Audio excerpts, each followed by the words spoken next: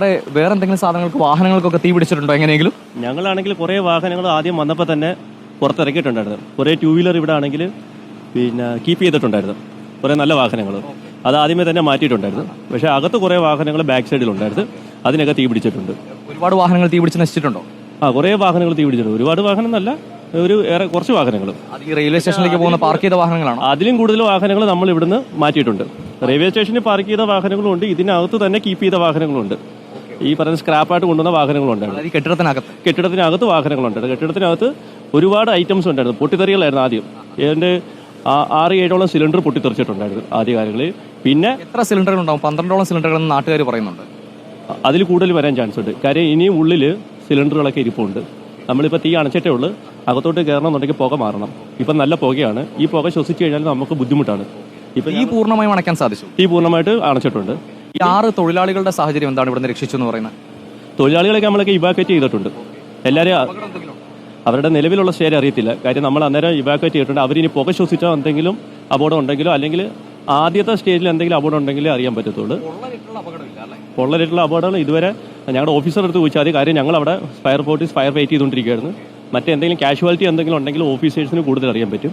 പിന്നെന്ന് പറഞ്ഞാൽ ഇതിനകത്തെന്ന് പറഞ്ഞാൽ ചില കണ്ടന്റിനൊക്കെ അകത്ത് തീയുണ്ട്, താഴ്ഭാഗത്ത് തീയുണ്ട്. നമ്മൾ മേളത്തെ പോർഷൻസ് എല്ലാം കവർ ചെയ്തിട്ടുണ്ട്. ഏകദേശം ഒരു 90% ബാക്ക് സൈഡിൽ നിന്നും ഫ്രണ്ട് സൈഡിൽ നിന്നും അടിച്ച് കെടുത്തിയിട്ടുണ്ട്. ഇതിപ്പം JCB കൊണ്ടുവന്നിട്ട് സാധനങ്ങളെല്ലാം പറക്കി മാറ്റുവാണ്. നമുക്ക് എടുത്ത് മാറ്റാൻ പറ്റത്തില്ല. കാരണം ചൂടായിരിപ്പുണ്ട്, ഹെവി ഐറ്റംസ് ഉണ്ട്. ആ ഭാഗത്തൊക്കെ എന്ന് പറഞ്ഞാൽ JCB വെച്ച് തോണ്ടുന്നത്. ഈ തോണ്ടുന്ന സമയത്തെന്ന് പറഞ്ഞാൽ നല്ല പുകയെന്ന് പറഞ്ഞാൽ അത് ടോക്സിക് ആണ്. നമുക്ക് അവിടെ നിൽക്കാൻ പറ്റത്തില്ല. കാര്യം നമ്മൾ തളർന്നു പോകും, ഡീഹൈഡ്രേഷൻ ആവും. അതിന്റെ ഭാഗമായിട്ട് ഈ പുക മാറുന്നത് വരെ ഞങ്ങൾ ജസ്റ്റ് ഒന്ന് മാറിയിരിക്കുകയാണ്. ഈ കെട്ടിടത്തിനകത്താണോ ഈ JCB ഉപയോഗിച്ചത് നീക്കാൻ പോകുന്നത്? കെട്ടിടത്തിന്റെ ഇടത് സൈഡിൽ കൂടെയാണ് ഇപ്പോൾ JCB വെച്ച് കയറിയിരിക്കുന്നത്. ആ ആക്സസിലൂടെയാണ് JCB വെച്ച് കയറിക്കൊണ്ടിരിക്കുന്നത്. അത് ഇനി എല്ലാ സൈഡിലേക്കും വന്നുകൊണ്ടിരിക്കും. അപകടം നാട്ടുകാർ അറിയിച്ചാണോ ഫയർഫോഴ്സ് യൂണിറ്റുകൾ അറിയുന്നത്? ഞങ്ങളിപ്പം വന്നിരിക്കുന്നതെന്ന് പറയുന്നത് അസിസ്റ്റന്റ് കോളായിട്ട് മട്ടാഞ്ചേരി സ്റ്റേഷനിൽ നിന്നാണ് വന്നത്. ആദ്യം ഈ കോള് ലഭിച്ചിരിക്കുന്നത് ഗാന്ധിയർ സ്റ്റേഷനാണ്. അപ്പോൾ ഗാന്ധിയർ സ്റ്റേഷനിലേക്ക് മെസ്സേജ് കിട്ടിയത് എങ്ങനെയാണെന്നുള്ളത് അവിടുത്തെ കൺസേൺഡ് ഞങ്ങളുടെ സ്റ്റേഷൻ ഓഫീസറുണ്ട്. സ്റ്റേഷൻ ഓഫീസറായിട്ട് ബന്ധപ്പെട്ട് അറിയാൻ പറ്റും. രാജ് സാർ ഇവിടെ ഉണ്ട്. ഗാന്ധിനഗർ യൂണിറ്റാണ് ആദ്യം എത്തിയത്. ഗാന്ധിനഗർ യൂണിറ്റാണ് ആദ്യം എത്തിയത്. ആകെ എത്ര യൂണിറ്റുകളാണ് സാർ നിങ്ങൾ എത്തിയത്?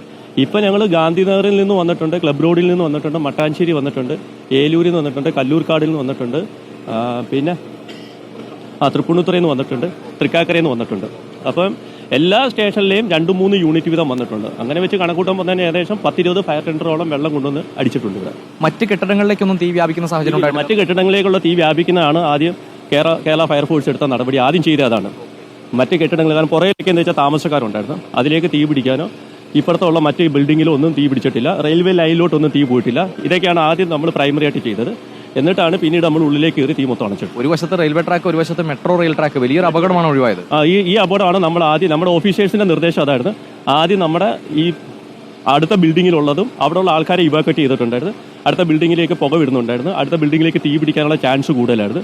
ഇതാണ് ആദ്യം നമ്മൾ ചെയ്തത്.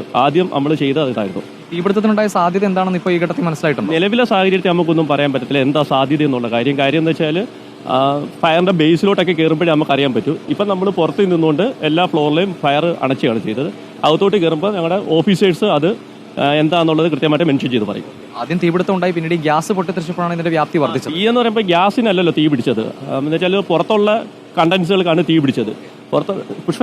പുറത്തുള്ള കണ്ടൻസുകൾക്കാണ് തീ പിടിച്ചത്. ആ തീ ഗ്യാസിലേക്ക് ചെന്ന് ചൂടടിച്ച് പുറമേ ഗ്യാസിന്റെ മെറ്റലിനകത്ത് ചൂടടിച്ച് അത് ബഡ്ജ് ചെയ്ത് പൊട്ടിത്തെറിക്കുകയാണ് ചെയ്യുന്നത്. ഗ്യാസിന്റെ സിലിണ്ടറിന് ഉള്ളിലേക്ക് തീ പോകത്തില്ല. എന്തായാലും ആശങ്കപ്പെടേണ്ട സാഹചര്യമില്ല. നിലവിൽ ആശങ്കപ്പെടേണ്ട സാഹചര്യമല്ല. എല്ലാം നിയന്ത്രണ വിധേയമായിട്ടുണ്ട്. Okay, thank you sir. എന്തായാലും ഇതാണ് ഈ പ്രദേശത്തെ സാഹചര്യം. ഫയർഫോഴ്സ് ഉദ്യോഗസ്ഥനാണ് നമ്മളോട് ഇപ്പോൾ സംസാരിച്ചത്. ആദ്യം ഗാന്ധിനഗർ യൂണിറ്റ് എത്തുന്നു, പിന്നീട് ജില്ലയുടെ വിവിധ ഭാഗങ്ങളിൽ നിന്നായി 15ഓളം ഫയർഫോഴ്സ് യൂണിറ്റുകൾ എത്തിയാണ് ഈ പ്രവർത്തനങ്ങൾ ഏകോപിപ്പിച്ചത്. കൃത്യമായ ഇടപെടൽ ഇതിന്റെ ഉദ്യോഗസ്ഥരുടെ ഭാഗത്തു നിന്നുണ്ടായി. ഈ പ്രദേശത്തിന്റെ പാർക്ക് ചെയ്തിരുന്ന വാഹനങ്ങൾക്ക് മറ്റ് അപകടങ്ങളോ തീപിടുത്തമോ ഒന്നും ഉണ്ടായിട്ടില്ല. പക്ഷേ ഇതിനകത്ത് നിരവധിയായ വാഹനങ്ങൾ, ഈ പറയുന്ന ഗോഡൌണിനകത്ത് നിരവധിയായ വാഹനങ്ങൾ ഉണ്ടായിരുന്നു എന്നാണ് പറയുന്നത്. ആ വാഹനങ്ങളാണ് ഇത്തരത്തിൽ കത്തി നശിക്കുകയും ഒക്കെ ചെയ്തിട്ടുള്ള സാഹചര്യം ഉണ്ടായത്. ഇപ്പോൾ ഇതിനകത്തേക്ക്, ഈ കെട്ടിടത്തിനകത്തേക്ക് ഈ ഫയർഫോഴ്സ് യൂണിറ്റ് JCB ഉപയോഗിച്ച് JCB ഉപയോഗിച്ച് ഈ സാധനങ്ങൾ നീക്കുന്ന പ്രവർത്തനങ്ങളിലേക്ക് കൂടി കടക്കുകയാണ്. അതുമായി ബന്ധപ്പെട്ടുള്ള നടപടികളിലേക്ക് കടക്കുകയാണ്. ഈ പറഞ്ഞതുപോലെ പ്ലാസ്റ്റിക്കും മറ്റ് സാധനങ്ങളും കത്തി അമർന്നുണ്ടായ പുക അത് വളരെ ടോക്സിക് ആണ്. സ്വാഭാവികമായും അതിനകത്തേക്ക് കയറിയാൽ അത് വലിയ ആരോഗ്യ പ്രശ്നങ്ങൾ ഉണ്ടാക്കും.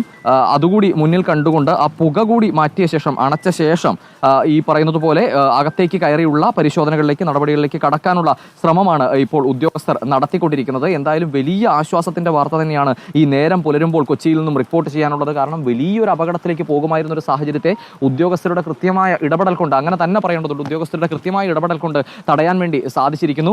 ഇതിനകത്തുണ്ടായ സാധനങ്ങളെല്ലാം തന്നെ ഏകദേശം കത്തി നശിച്ചിട്ടുണ്ട്. ഇനി ഏത് നിലയിലാണ്, ഷോർട്ട് സർക്യൂട്ടാണോ മറ്റെന്തെങ്കിലും കാരണമാണോ ഈ അപകടത്തിലേക്ക് നയിച്ചത് എന്ന കാര്യത്തിൽ വ്യക്തത വരണമെങ്കിൽ ഇതിനകത്തേക്കുള്ള പരിശോധന കൂടി വേണമെന്ന് ഇപ്പോൾ ഫയർഫോഴ്സ് ഉദ്യോഗസ്ഥൻ നമ്മളോട് പറഞ്ഞു. ഈ അകത്തേക്കുള്ള പരിശോധന സാധ്യമാകണമെങ്കിൽ ഈ പുക പൂർണ്ണമായും അണയ്ക്കേണ്ടതുണ്ട്. അല്ലെങ്കിൽ അകത്തേക്ക് കയറിയാൽ ശ്വാസതടസ്സം ഉണ്ടായി കുഴഞ്ഞു വീഴാനുള്ള സാഹചര്യം ഉൾപ്പെടെയുണ്ട്. എന്തായാലും ഇപ്പോൾ നിലവിൽ തീ നിയന്ത്രണ വിധേയമാണ്. തൊട്ടുമുകളിൽ മേൽപ്പാലം, വാഹനങ്ങൾ തുടരെ കടന്നു പോകുന്ന മേൽപ്പാലം, ഒരു വശത്ത് റെയിൽവേ ട്രാക്ക്, തൊട്ട് മറുവശത്ത് കൊച്ചി മെട്രോയുടെ ട്രാക്ക്, ചുറ്റും ബഹുനില കെട്ടിടങ്ങൾ, അതിൽ പ്രധാനമായും ടൂറിസ്റ്റ് ഹോമുകൾ, ഫ്ളാറ്റുകളൊക്കെ വരുന്നൊരു സ്ഥലം. ഒരു അപകടത്തിന്റെ വ്യാപ്തി അധികരിക്കാനുള്ള എല്ലാ അനുകൂല സാഹചര്യങ്ങളും ഉണ്ടായ ഒരു സ്ഥലത്താണ്, ഒരു പ്രദേശത്താണ് ഇത്തരത്തിൽ നേരം പുലരുമ്പോൾ ഒരു വലിയ പൊട്ടിത്തെറി ഉണ്ടായിരിക്കുന്നത്. പക്ഷേ ഉദ്യോഗസ്ഥരുടെ ഇടപെടൽ അത് എടുത്ത് പറയേണ്ടതുണ്ട്. ഉദ്യോഗസ്ഥരുടെ ഇടപെടലിന്റെ ഭാഗമായിട്ടാണ് ഇത്തരത്തിൽ ഈ തീ നിയന്ത്രിക്കാനുള്ള സാഹചര്യം ഉണ്ടായത്. ഈ ദൃശ്യങ്ങളിൽ ഇപ്പോൾ കാണാം, ഈ കെട്ടിടത്തിന്റെ ഒരു രീതി ഈ ദൃശ്യങ്ങളിൽ കാണാം. ഇത്രയും അധികം പ്ലാസ്റ്റിക് സാധനങ്ങൾ ചാക്കുകളിൽ കെട്ടി വെച്ചിരിക്കുന്ന ഒരു പ്രദേശമാണ്. ഈ ബിൽഡിങ്ങിന്റെ അകത്തേക്ക് പോയാൽ ഇതാണ് ഏകദേശം കാഴ്ച നമുക്ക് കാണാൻ കഴിയുക. ഈ പ്രദേശങ്ങളിലെല്ലാം ചെറിയ തോതിൽ പുകയുണ്ട്. പക്ഷേ ഇതിനകത്തേക്കുള്ള ഭാഗത്ത് വലിയ പുക ഇപ്പോഴും തുടരുകയാണ്. കാരണം ഈ തീ പൂർണ്ണമായും അണയ്ക്കാൻ സാധിച്ചെങ്കിലും വെള്ളമടിച്ചപ്പോഴും ഉൾപ്പെടെ ഈ പ്ലാസ്റ്റിക് സാധനങ്ങളിലെ തീ കെട്ട് അത് വലിയൊരു പുകയായി ഇപ്പോഴും തുടരുകയാണ്. ആ പുക പൂർണ്ണമായും മാറ്റിയ ശേഷം മാത്രമേ ഇനി ഈ ഉദ്യോഗസ്ഥർക്ക് അകത്തേക്ക് കയറിയുള്ള ഒരു പരിശോധന സാധ്യമാവുകയുള്ളൂ. അത്തരത്തിലുള്ളൊരു പരിശോധനയിലേക്ക് പോയാൽ മാത്രമേ ഏത് രീതിയിലാണ് ഈ തീപിടുത്തത്തിന്റെ തുടക്കം എന്ന് വ്യക്തമാവുകയുള്ളൂ. ഗ്യാസ് സിലിണ്ടറുകൾക്ക് നേരിട്ട് തീ പിടിക്കുകയായിരുന്നില്ല. അദ്ദേഹം പറഞ്ഞതുപോലെ ഒരു തീപിടുത്തം ഉണ്ടാകുന്നു, ആ തീ ഇതിലെ ഈ ആക്രി സാധനങ്ങളിലേക്ക് പടരുന്നു. അതിനുശേഷം ഇതിനകത്തുണ്ടായിരുന്ന ഗ്യാസ് സിലിണ്ടറുകൾ ഏകദേശം അദ്ദേഹം പറഞ്ഞതനുസരിച്ച് 12-ലധികം എന്നാണ് ഇപ്പോൾ അദ്ദേഹം പറഞ്ഞത്. 12ഓളം ഗ്യാസ് സിലിണ്ടറുകളാണ് പൊട്ടിത്തെറിച്ചതെന്നാണ് പ്രാഥമിക ഘട്ടത്തിൽ നമുക്ക് ലഭിച്ചിരുന്ന വിവരം. 12-ലധികം സിലിണ്ടറുകൾ പൊട്ടിത്തെറിച്ചിട്ടുണ്ടാവാനുള്ള സാധ്യതയുണ്ട് എന്നും അദ്ദേഹം ഇപ്പോൾ ഉദ്യോഗസ്ഥൻ, ഫയർഫോഴ്സ് ഉദ്യോഗസ്ഥൻ നമ്മളോട് സംസാരിക്കുമ്പോൾ അദ്ദേഹം പറഞ്ഞിട്ടുണ്ട്. എന്തായാലും എടുത്തു പറയേണ്ട കാര്യമാണ് ഉദ്യോഗസ്ഥരുടെ ഇടപെടൽ. വലിയൊരു അപകടം, വലിയൊരു ആളപായത്തിലേക്ക് ഉൾപ്പെടെ പോകാനുള്ള എല്ലാ അനുകൂല സാഹചര്യം ഉണ്ടായിരുന്ന ഒരു സ്ഥലത്താണ് ഈ അപകടം ഉണ്ടായത്. അവിടെ ഉദ്യോഗസ്ഥരുടെ കൃത്യമായ ഇടപെടൽ മൂലം അത്തരത്തിലൊരു അപകടം നിയന്ത്രണ വിധേയമായി, ഏകദേശം പൂർണ്ണമായും എന്ന് തന്നെ പറയാം. ഇപ്പോൾ തീ നിയന്ത്രണ വിധേയമായി. ഇനി ഇതിനകത്തുള്ള ഈ ടോക്സിക് ഈ പുക കൂടി പൂർണ്ണമായും നീക്കാൻ കഴിഞ്ഞാൽ സ്വാഭാവികമായും ഈ കാര്യത്തിന്റെ ഒരു വ്യക്തത വരുന്നതാണ്. സർ, ഇപ്പോൾ ഈ തീപിടുത്തം ഉണ്ടായതിന്റെ ഒരു കാരണം എന്താണെന്ന് വ്യക്തമായിട്ടുണ്ട്? കാരണം നമുക്ക് വ്യക്തമല്ല. ആക്ച്വലി നമുക്ക് ബാക്ക് സൈഡിൽ നിന്ന് ഒരു ഇലക്ട്രിക് സ്പാർക്ക് ആണ് നമുക്ക് ഇനിഷ്യൽ സ്റ്റേജിൽ ഒരു ടാസ്ക് ആയിട്ട് വന്നത്. കാരണം നമുക്ക് അകത്തേക്കുള്ള എൻട്രി ആദ്യം ഇനിഷ്യൽ സ്റ്റേജിൽ ട്രാൻസ്ഫോമർ പുറത്തുണ്ടായിരുന്നു.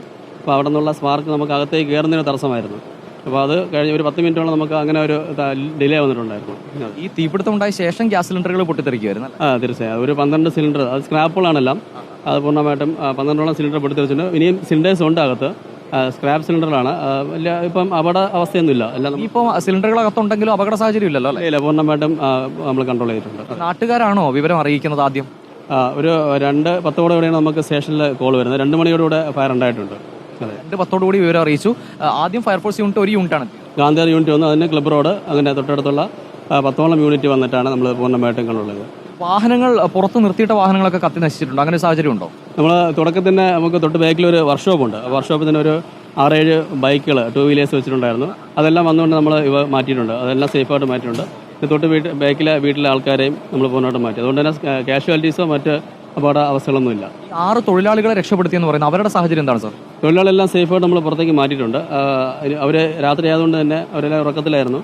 അപ്പം അതിനുശേഷമാണ് നമ്മൾ കോൾ വന്നപ്പോൾ നമ്മൾ അപ്പോഴേ തന്നെ ഇവിടെ ആളെ വിട്ട് എല്ലാ റിവാക്കാറ്റുള്ള നടപടിയെല്ലാം എടുത്തിട്ടുണ്ടായിരുന്നു. അവരെ ഹോസ്പിറ്റലിലേക്ക് കൊണ്ടുപോയിട്ട് എന്തെങ്കിലും ഉണ്ടോ? അങ്ങനെ ആരോഗ്യ പ്രശ്നങ്ങൾ ഇല്ല, തിരക്കിൽ അറിയുള്ളൂ. നിലവിൽ ആശങ്കപ്പെടേണ്ട സാഹചര്യം ഇല്ല, എല്ലാം നിയന്ത്രണ വിധേയം ഒന്നുമില്ല. പൂർണ്ണമായി നമ്മൾ തൊട്ടടുത്തുള്ള അപ്പാർട്ട്മെന്റ് എല്ലാം നമ്മൾ നോക്കിയിട്ടുണ്ട്. അവിടെയും കാഷ്വാലിറ്റി ഒന്നും നമ്മൾ റിപ്പോർട്ട് ചെയ്തിട്ടില്ല ഇവരേക്ക്. അതെ.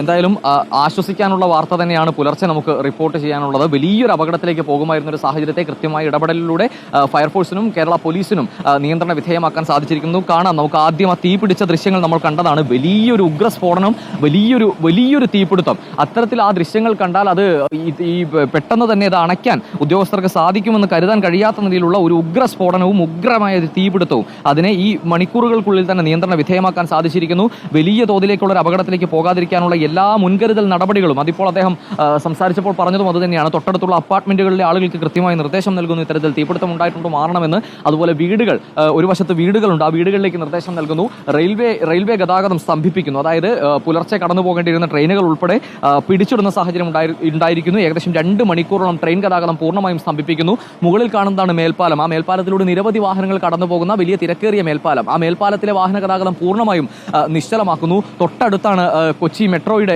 റെയിൽവേ ട്രാക്ക് വരുന്നത്. അത്തരത്തിൽ എല്ലാ രീതിയിലും അപകടങ്ങൾ ഉണ്ടാകാതിരിക്കാനുള്ള പഴുതടച്ചുള്ള നടപടികൾ ആദ്യഘട്ടത്തിൽ തന്നെ ഫയർഫോഴ്സ് ഉദ്യോഗസ്ഥർ നടത്തിയിരുന്നു. ആ രീതിയിലുള്ള ഇടപെടൽ നടത്തിയിരുന്നു. അതിന്റെ ഭാഗമായി കൂടി വേണം ഇത്രയും പെട്ടെന്ന് ഈ തീ പൂർണ്ണമായും അണയ്ക്കാൻ സാധിച്ചതിനെ കാണാൻ. അതിന് കൃത്യമായി ഫയർഫോഴ്സ് അഭിനന്ദനം അർഹിക്കുന്നുണ്ട്. 15ഓളം യൂണിറ്റുകൾ അടിയന്തരമായി ഇവിടെ എത്തിക്കാൻ വേണ്ടി സാധിച്ചു.